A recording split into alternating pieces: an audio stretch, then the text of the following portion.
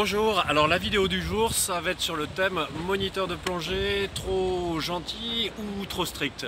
Alors pourquoi je fais cette vidéo? Tout simplement parce qu'il nous arrive des fois d'avoir des personnes qui arrivent avec une certaine certification, ce sur quoi on fait confiance naturellement, et on se rend compte qu'elles n'ont pas vraiment le niveau qui est certifié sur la carte.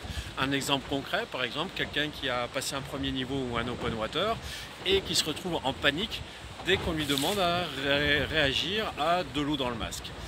Donc par rapport à ça, le problème que ça pose, c'est que pour le moniteur qui a signé cette certification, qui l'a délivrée, je peux comprendre son raisonnement, qui est de dire bon, la personne n'arrive pas tout à fait à faire l'exercice, mais elle est sympathique, commercialement, je vais accepter de lui faire sa carte, et puis après tout pour rester dans un climat de confiance et de sympathie.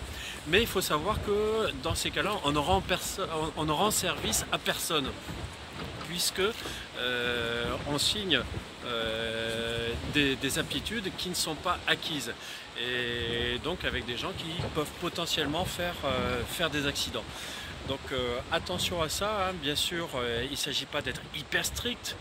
Il faut savoir, c'est un peu la main de fer dans un grand velours, savoir faire arriver aux exercices sans être un tortionnaire pour autant, mais il ne faut pas faire des impasses. Donc j'avais déjà fait une vidéo sur le scandale du vidage de masque, en l'occurrence des gens qui progressent et qui ne savent toujours pas vider leur masque, et qui potentiellement à chaque plongée, si elles avaient de l'eau dans le masque arrivée, ça se traduirait par une remontée catastrophe et une panique.